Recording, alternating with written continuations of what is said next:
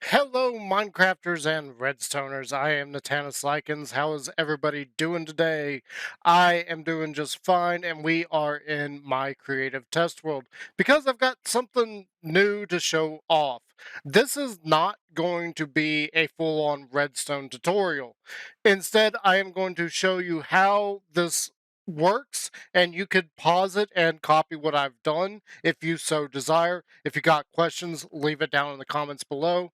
But let's go ahead and let's get into it because this is my version of a copper aging farm.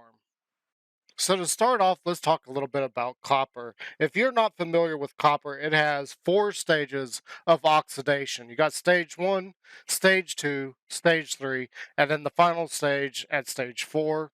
This is when it is fully oxidized and everything, and we can actually detect when a copper block ages using an observer. Now, for our purposes, the only problem with this is that there are 4 stages. However, it's only going to change 3 times. So you got 1, 2, 3. So we only really need to detect it 3 times. However, when it comes to being placed into the machine, we actually have to count when the original block is first placed there. So really, we need to count it 4 times. So we got the arrival with the observer detecting that it's there. You got stage 2 when it ages the first time, stage 3, and then finally stage 4. In order to achieve that, there are multiple versions of this, but some of them have used a method such as what is displayed right here, wherein you're detecting when you've got all 4 wooden shovels in the system so that it activates the redstone. And in order to do that, you have another single container over here, in this case a furnace, that is pushing a signal through its comparator into another one, and it has a single shovel and 5 sticks. This is completely unnecessary, and if you're like me, like, how are you going to remember that it needs exactly 5 sticks? Okay, we don't need that. That's rubbish. You don't need that. What you really only need to do is detect when it has items inside of it. As of right now, this has got 4 shovels in there, and this lamp is on. Now, I do want to reiterate that you only need to detect when it's got items in there. You do not need shovels or any kind of unstackable item. In this case, we got the shovels there. I've got 4 items in this one, and you can see that the lamp is on. The only time we need to detect anything at all is when the dropper is empty. That's the only time. Why people are using shovels, I don't know. I've got kind of a demonstration down below to kind of show you what I'm talking about here. So this has a single shovel in here, and you can see that it's got a signal strength of 2. Not important. Again, we don't need that. And to give you an idea of what a signal strength of 2 means, I actually have a full stack of wax copper there to show you that we've got a signal strength of 2. Again, not important. We only need a signal strength of 1. We really only need to know if items are in the dropper. That's all we need to know. So I've got 4 in here. You can see that as long as I take out any amount of this, that redstone lamp is still on, but as soon as I take out the last one, it turns off. That's all we need. We don't need this whole thing with signal strength and knowing exactly how many shovels it is, because that gives us a signal strength of 2 and we need a signal strength of 8. We don't need that. You're overthinking it way too much if your redstone contraption is designed that way. From here, everything became kind of a like trial and error, and I had to arrange things in a certain way and get timings on repeaters and everything. So yeah, let's go ahead and dive into that. Okay, moving on from the quick little redstone lesson, we have just the bare bones basics of what I was thinking. So we have an observer right here that is going to detect the copper block and when it changes and everything. I have a dropper pointed up into a hopper. That hopper is going into a barrel, which is over the top of a hopper that is feeding back into the dropper. Now, if you're redstone savvy, you'll notice that there is a problem with this. Don't worry, I'm just demonstrating the very bare bones basics. We'll get into the redstone here in a second. But this is the very basic of what you need. And the reason for this is I want to be able to count these wooden shovels. I am using wooden shovels here. It is not necessary. You literally only need 4 items. That could be 4 redstone blocks, it could be 4 pieces of redstone dust, it could be 4 pieces of mushroom. It doesn't matter. It could be a red wool block, a blue wool block, green wool block, and a, let's say, purple wool block. You just need 4 items. It doesn't matter what those 4 items are, as long as it's just 4 items in there. So with that being said, let's look at the redstone for it. So first off, coming out of the dropper, you're going to need a comparator because, again, we need to know when this has actually got items in here. We really don't care about anything other than when it doesn't have items. I'm going to go ahead, I'm going to put those right there to kind of demonstrate this. I'm not going to be quick enough here, so I'm going to go ahead, I'm going to throw a 4th shovel in that one to kind of simulate what's going to happen when that goes away. Before we do that, let's get into the rest of the redstone here. So I've got 2 repeaters right here on 4 tick delays. They are going into a block that has a redstone torch on the back side. And then that is immediately followed by a piece of redstone dust, followed by another repeater on a 4 tick delay, redstone dust, another repeater, 4 tick delays, with another block and a redstone torch on the back. So what this is going to do right now with the way it is set up is it's going to block this hopper. This hopper is not going to activate, meaning that our shovels are going to stay right here in that barrel as long as that redstone torch is on. You may be wondering, like, why is this powered on and that's on? Why don't I just feed it around? Well, we'll get to it in a minute, but we really need this redstone torch right here for a different part of the entire system a little bit later. We'll get into it here in a second. So let's go ahead and demonstrate what's going to happen here. All these repeaters are going to be on 4 tick delay just long enough for all the shovels to go back in once it is detected that it has changed to its final stage, stage 4, right here, and you're going to see that redstone turns off and all 4 shovels go back into there, and then the system is active again. Simple enough. You guys following me? You got that? All right, let's move on. Okay, moving on, we are going to come to what I call the catch and release system. So this is kind of complicated as to what is going on. You're just going to have to follow with me and trust the process. First and foremost, right by this hopper right here above the dropper, we are going to put a sticky piston facing out, and then you're going to have either slime blocks or honey blocks. It really doesn't matter which. I use slime blocks for the entire machine. We do use some honey blocks for the flying machine later, but that's because we have to. Now, the first thing you may notice is that this observer right here is offset from where the slime block is. That is because a lot of the testing that I did, I found that if I put it right underneath where the slime block is, there was a little bit of a delay to the point where the copper block was actually being pushed past that, and then the catch system may catch the one behind it, or it may just not catch a block whatsoever. So we had to offset it a little bit. The block gets pushed right here. It activates the system, and then the flying machine pushes the block one more further, just in time for this sticky piston to pull the block back. And that's how that works. So let's go into it. Right now, we got 2 pieces of redstone dust here on blocks right below this. So if you're building this as we're going along, you're going to have 2 blocks right below the observer with redstone dust on it. And that should line up with your initial observer that is detecting the copper blocks. And then you're going to need below that a sticky piston with a block on top of it. I've used diorite. Doesn't matter which, just know that you're going to need that. there for later. That's going to be part of the release system. We're not going to talk about this redstone line just yet. Just know that you're going to need that leading up to the sticky piston. Now, out from this block, you're going to go 2 blocks, and you're going to have a repeater there. So it's going to catch the signal from the observer through this block and then out into this piece of redstone, which is going to activate this piston right here. This is a normal piston. We just want to push this redstone block across so that it activates this redstone right here. Because of the way observers work, they double send a signal. We only want to catch the signal once. We want to create that double pulse into a single pulse.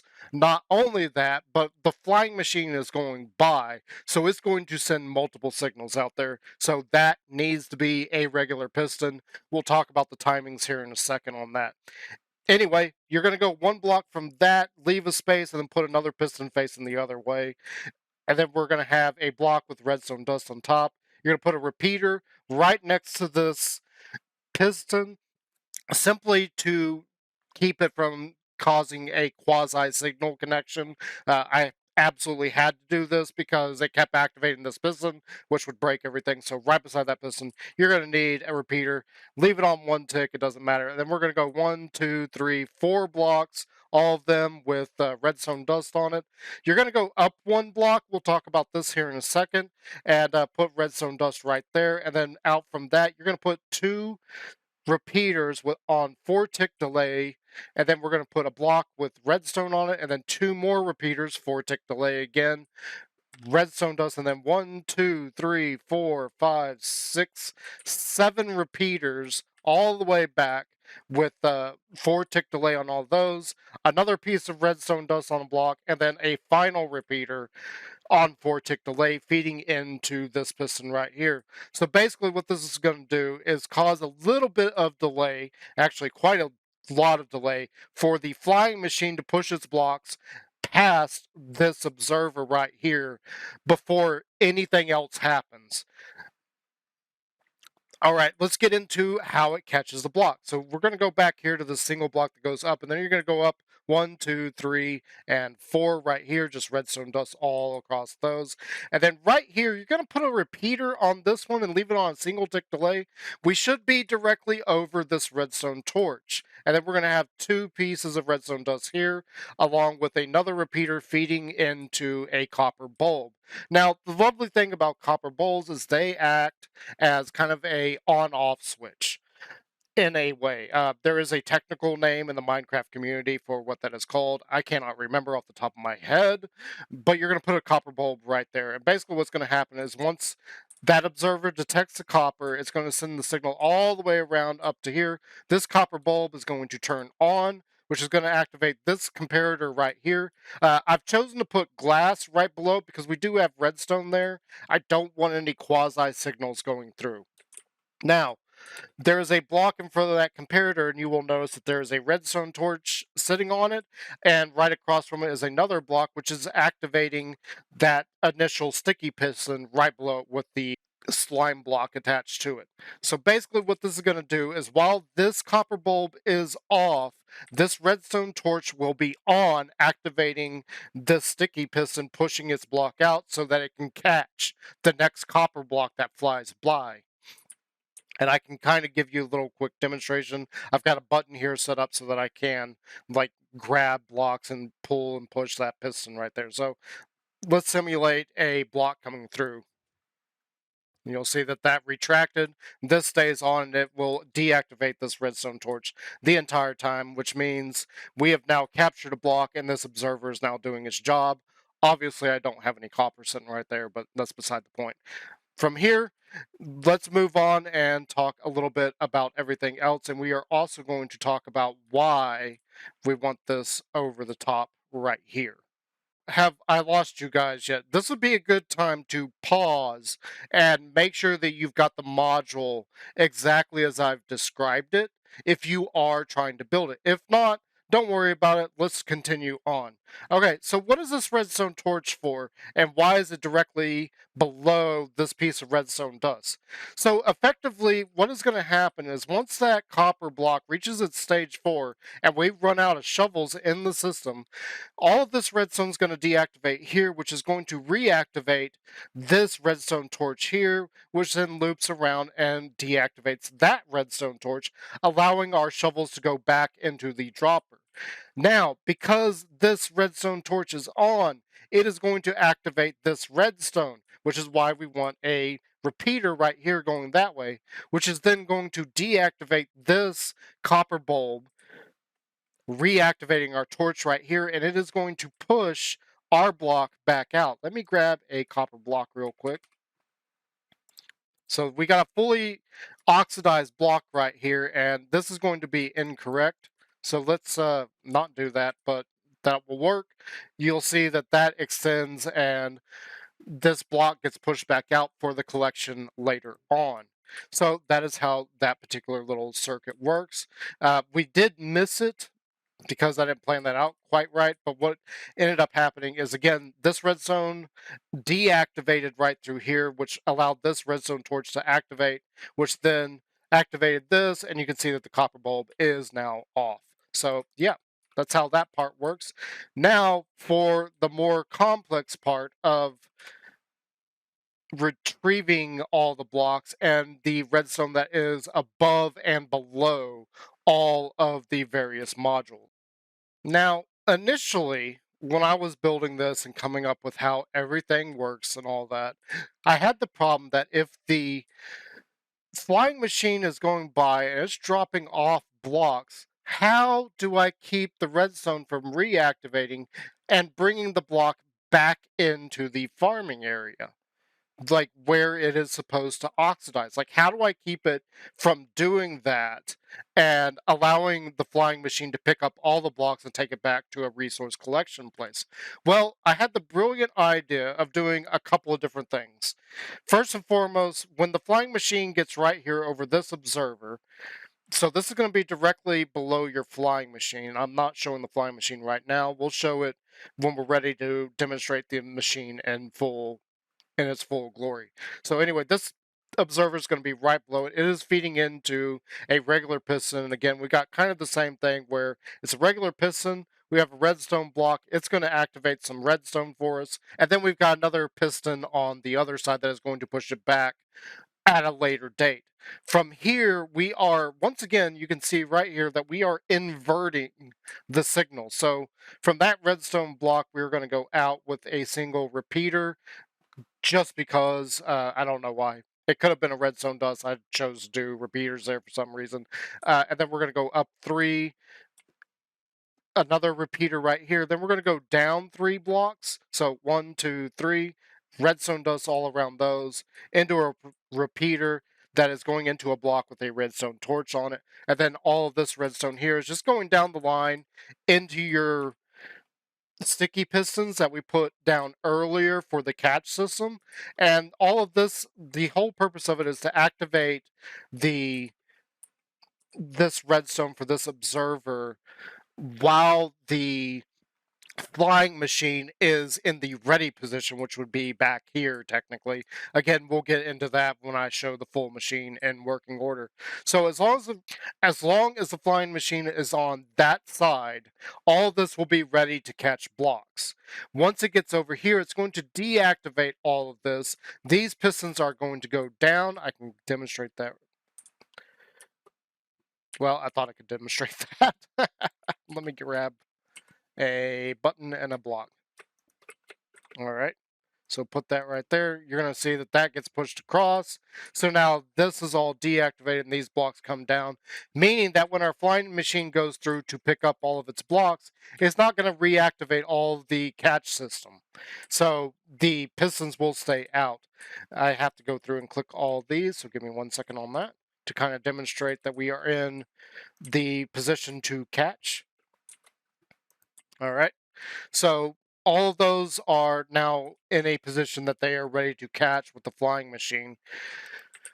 So now is another issue. How do we know when they're all done? How do how do we activate the flying machine to go through and catch them all? Well, you'll notice another set of redstone that we have yet to talk about, and that's part of the catch system. So back here from our counting system on this corner block, we're going to go out another block, add a redstone dust, and then we're going to put a repeater feeding into a block that has a torch on top of it. So when this redstone deactivates, meaning that this hopper is deactivated, or rather it is released from being deactivated and feeds its shovels back in, it's also going to deactivate this redstone torch, which is got a block above it with another redstone torch on top of it. This redstone torch is going to activate, and up above this we have a block with redstone dust on it, and it is feeding down into another counter over there, and this is coming off of every single one of the modules. What this is going to do is it's going to activate a counter that is over here, same as these here, but instead of having just 4 shovels in this, you'll have to excuse the fact that I've deleted most of this.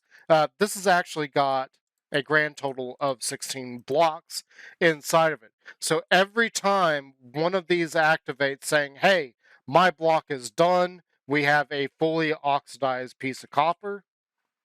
Let's get a piece of copper here.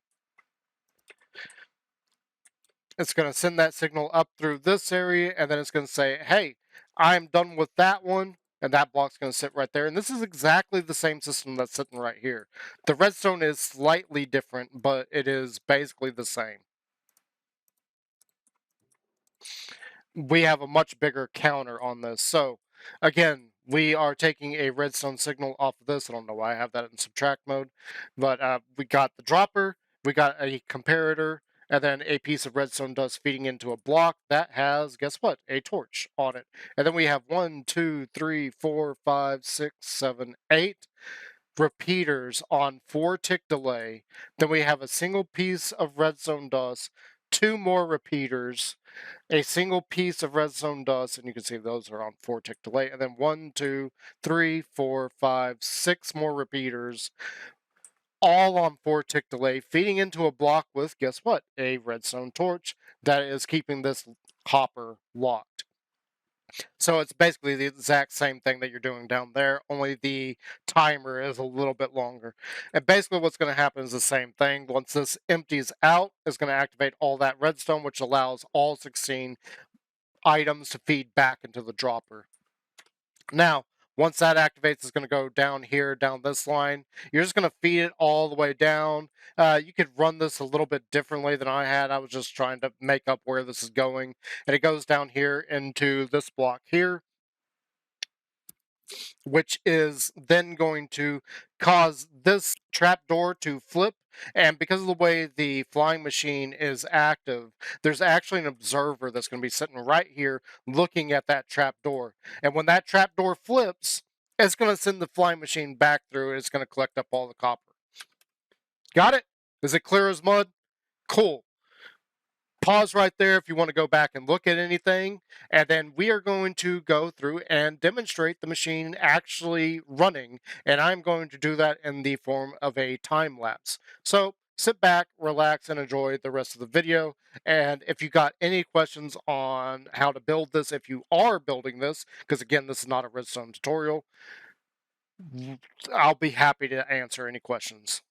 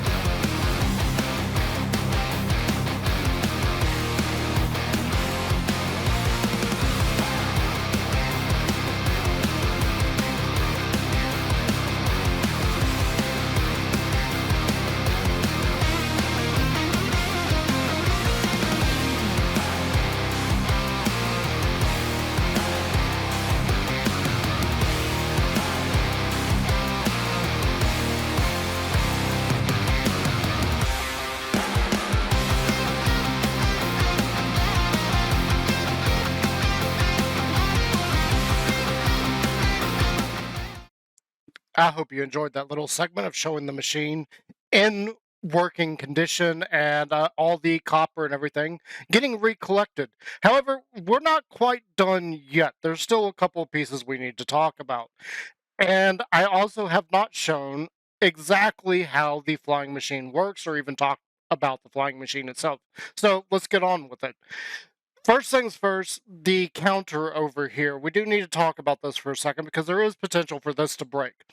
And same for the counters on the stations themselves. It has the same problem where, well, actually, it's two separate problems. Yeah, don't mind me. It's two separate problems. So, first and foremost is if the copper just happens to oxidize one stage before it gets to its station, it could be off slightly. So far in my testing, I haven't had that issue. It seems like they made some kind of change to how copper oxidizes and everything to the point where if it's all close together and none of it is oxidized, it's got a very low chance of oxidizing. So I don't think there's going to be much of an issue there. And again, in all of my testings, I haven't had any issue with that.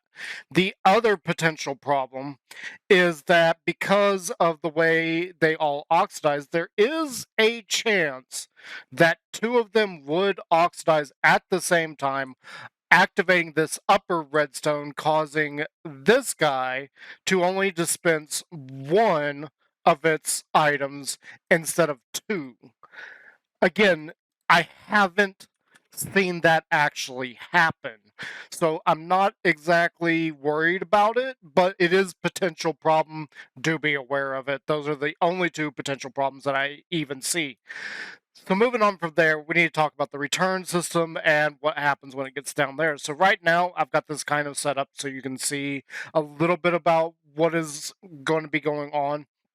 So let's refresh. You've sent the copper down, it's been in its stations, it gets to here, the flying machine is just sitting here waiting, and because it's activated this redstone here, all of these blocks are retracted so that when the flying machine comes back through, these don't get activated, activating all the other redstone that is down here and activating everything and just causing a whole wreck. Like, we need that whole section of redstone to just be off. So again, we got a signal inverter going on here. It doesn't need to be a signal inverter. I just decided to do that. Anyway, so those blocks are down. Then all of these go through. They send their signal up here. It counts through them. And when it gets to zero, sends the signal through and off goes the flying machine because it'll activate this trapdoor right here, which will trigger the observer that is there and it'll send it back down that way. Once it's down here, we have another system over here that will pick up the fact that the flying machine has come back. And of course, you've also got a fall to the floor in creative mode. So it's going to activate this redstone line, and this just goes down the whole length of the machine. No point in counting it if you know how redstone and repeaters work. I did go every 10 blocks and put a repeater, and then it just leads all the way back, and we're trying not to cross signals here, so it just leads all the way back and into this block right here, which is going to activate this piston right here and push that block back across so that these are now reactivated, and now we can load up the machine again and send it back through because now these observers here will all work. Cool. Now, let's talk about the flying machine because there's a few things that I've got to tell you about with this because this took a little bit of trial and error. This is a very basic one that I've seen before, and it is supposedly like the best simple flying machine that you can make, and we're just going to run through it real quick because it's very, very simple, very, very easy to make. So first things first, we are going to put an observer facing into that trapdoor right there just to give you an idea of what it needs to look like. So it does need to be facing that way. And then we are going to put a sticky piston on the back of that. And it doesn't matter if it's honey or if it's slime, but you're going to put two of those right there. And then you're just going to flip around the other side and do almost exactly the same. The only difference here is you're going to put honey. So one side needs to be honey, one side needs to be slime blocks. From there, let's talk about the flying machine and the way it works, because there is a reason why we have this set up a certain way. Pistons will only push so much. And in fact, they will only push up to 12 blocks. So we have to arrange this in a very, very specific way. And that is what the cyan carpet is here for. We have 8 blocks on each side of this. They are slightly staggered because of where the slime and honey blocks are located. You'll see that this is lined up directly with the honey blocks there, and then this is lined up with these slime blocks there. And that is how you're going to have to load it. It is going to come back like this, because this slime block is going to grab the first one, and then it's going to push all the other ones. So again, talking about like pistons and pushing and everything, this whole section is kind of a little bit unintuitive, so I'm going to try and like explain it a little bit. So this piston here, when it pushes this slime block, this is now a set of 4 right here. And considering that we only have a max of 12 blocks that we can push, that means we can only have 8 copper blocks that this set of slime blocks is connected to. So 8 on this side, and exactly the same thing on this side, because this piston is going to pull these honey blocks forward, which means that we've got these 4 blocks that we are grabbing right here. And because the copper blocks are right here attached to these, that means that it's going to push all of those. Now, you would think that, maybe you could tone this down and have like 1 on each side. Well, I've tried that several times. It doesn't work. It's got to be 2 honey blocks, 2 slime blocks. So the whole thing has to be 4 blocks long and 2 blocks wide. It's just the way it is. It's just how it's going to have to work when you actually build this out.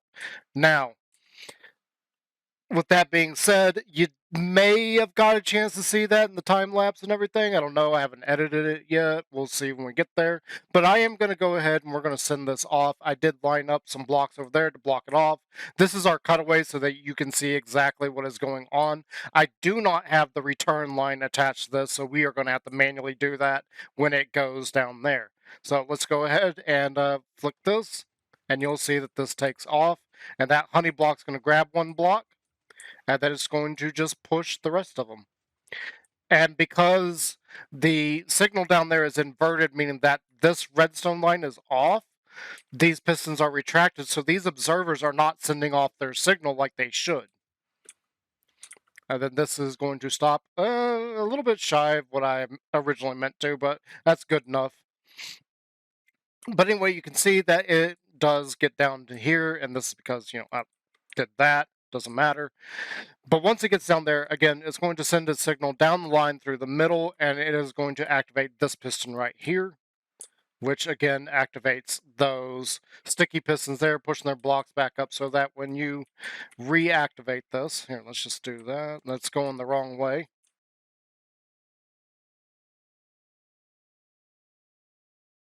Okay, so I got the problem solved. Let's do that real quick, put that back out, and grab, yep, we need to grab all 3 of these, put those in there. I haven't gone through and checked these, so let's just quickly do that.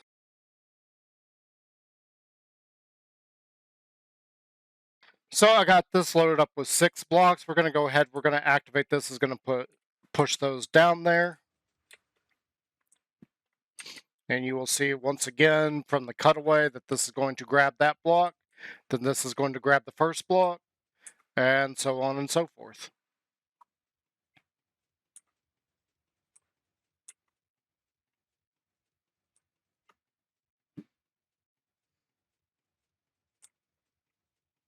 And then boop, right to where it belongs. Now, technically, there should be an observer right there, but we're not worried about it. This is just for demonstration. But yeah, there you go. I hope you guys enjoyed. And if you do, slow the video down and go through and like try to build this out. Like, let me know. Let me see it. I would love to see it. Like, post it on Technical Minecraft. on Reddit, and send me an image and everything of it being in your world. And until next time, guys, be good to each other, and God bless. I'm Natanus Likens, and subscribe.